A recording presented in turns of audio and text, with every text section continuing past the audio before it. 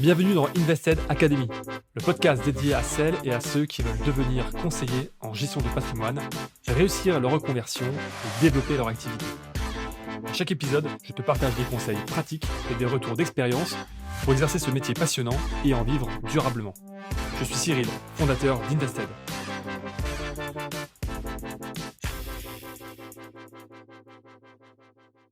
Alors, est-ce qu'un conseiller en gestion de patrimoine peut proposer des ETF à son client ? La réponse est oui. Mais la vraie question, c'est plutôt, est-ce que c'est compatible avec son modèle économique ? Parce que les ETF ont une particularité, leurs frais sont extrêmement faibles. Et surtout, ils ne versent pas de rétrocession aux distributeurs, c'est-à-dire au CGP, qui ne serait pas indépendant au sens de la réglementation. Et ça, du coup, ça change tout. Alors, pour comprendre le sujet, il faut déjà comprendre comment est rémunéré un CGP. En moyenne, sur le marché, un conseiller qui n'est pas indépendant au sens de la réglementation, c'est-à-dire plus de 95% du marché, il va être rémunéré aux alentours de 1% des encours qu'il conseille à son client. Autrement dit, si le conseiller en gestion de patrimoine conseille des encours à hauteur de 10 millions d'euros, il percevra une rémunération d'environ 100 000 euros par an. Alors ce pourcentage, il ne sort pas de nulle part. Il permet de financer le suivi client, l'accompagnement patrimonial, la structure du cabinet et toute la conformité réglementaire qui est très lourde dans ce secteur. Et ces 1% généralement ne viennent pas d'une seule source, mais on peut retrouver deux niveaux de rémunération. La première source vient généralement de l'enveloppe d'investissement.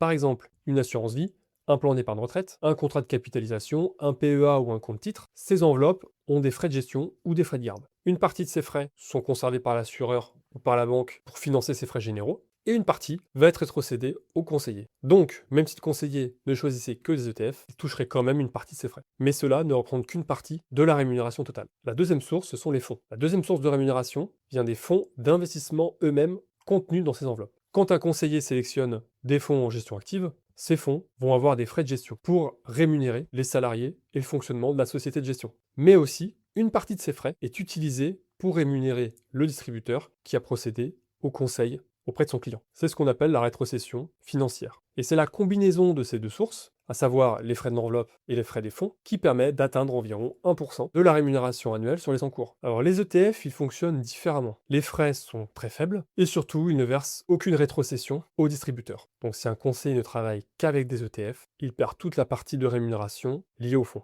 Et donc, il va lui rester que la rémunération liée à l'enveloppe, l'assurance vie, le PER, contrat de capitalisation, PEA, compte titre, etc. Autrement dit, sa rémunération, elle est quasiment divisée par deux. Et cela pose un vrai problème économique, surtout pour les clients ayant les patrimoines les plus modestes. Prenons un exemple. Si vos clients investissent en moyenne 50 000 à 100 000 euros et que vous travaillez uniquement avec des ETF, les revenus générés deviennent très faibles. Or, le conseiller doit quand même financer sa conformité réglementaire, son temps de conseil, le suivi client, son cabinet. Donc si un conseiller veut proposer des ETF, il doit adapter son modèle économique. Plusieurs solutions existent. La première option, travailler avec des clients qui ont plus d'encours. Même si la rémunération est plus faible en pourcentage, le volume va venir compenser. Mais cela suppose souvent un réseau plus solide, de l'expérience et une plus forte crédibilité. La deuxième option, c'est d'utiliser des enveloppes avec des frais de gestion qui sont plus élevés. Ça va donc permettre d'obtenir une rémunération uniquement liée aux enveloppes qui va être plus importante. Par exemple, certains contrats d'assurance vie ou de PER, et cela permet de compenser en partie l'absence des frais liés aux ETF. La troisième option, ça va être de facturer directement des honoraires aux clients. C'est un modèle du coup qui est très transparent, mais dans la pratique, il fonctionne surtout avec les clients patrimoniaux, ceux qui ont le plus de patrimoine. Sur un public retail, c'est encore très compliqué à mettre en place. Il existe une quatrième approche qui va être de combiner la gestion active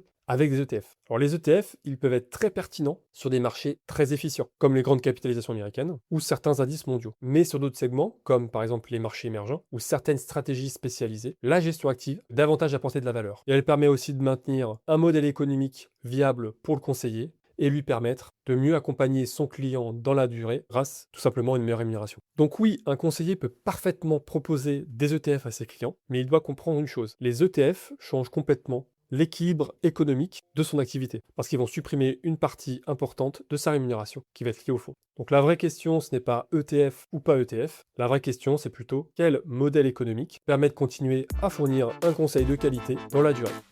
Merci d'avoir écouté cet épisode d'Invested Academy. Si ce contenu t'a aidé, pense à t'abonner sur ta plateforme d'écoute préférée et à laisser un avis 5 étoiles pour soutenir le podcast. Et pour aller plus loin, retrouve toutes nos ressources sur academy.invest-ed.fr. À très vite pour un nouvel épisode.